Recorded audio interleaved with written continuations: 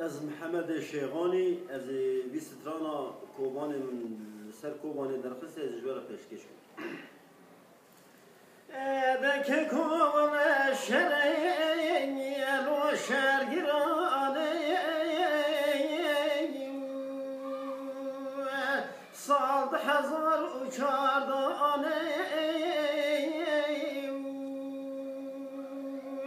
لکوبانی سرهدانه سریچ سالان کمیدایشی تبو اروپایی در سلطان بل ترکیه دوانه بری آدن روش آوانه جبوتن کنام کردانه کچو خورد کارو بیده ثابت نکلشانه و کشی رو پلنگا سنگی خوناک بیزش گلانه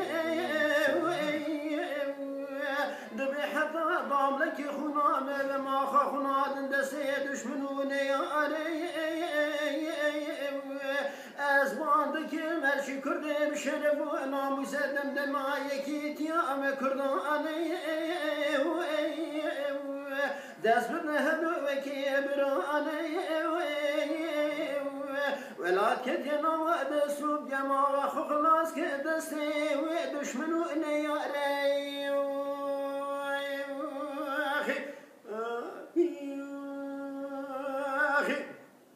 ادک کو ولا شرعی لو شرگرانه برانو شرع شرگرانه للرجا ولكوبان لافن الجزير وسلطاني لبيش عمد كون شالاني مالم حيران يبقي كشو خوردم دسابتنا كلشاني وكشرو بلغان ساكني الهبري دشمني سنگی خناک بزش گلی توپان و تانگانه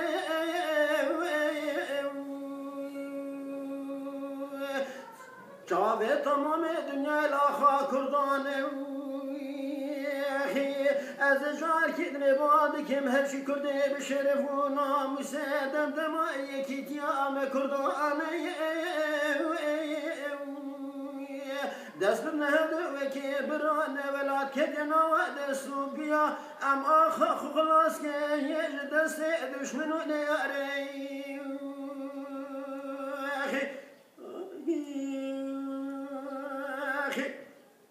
ادک کو ولا شرعی لو شرگرانه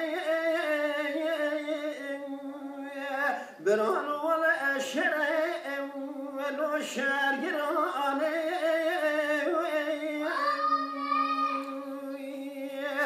لشنقال رنگی قتل آمه دکش زار ازی چکالو پیرانه از ظلم داعش خدای ارشد خدانه مدی تمام کش خود کالو بیرا رویانه تمام کدنه اچیانه دهوارا وضادهات شروان سريشيانه لدخزكم داعش دكشين خلاص كنا لدسي وانا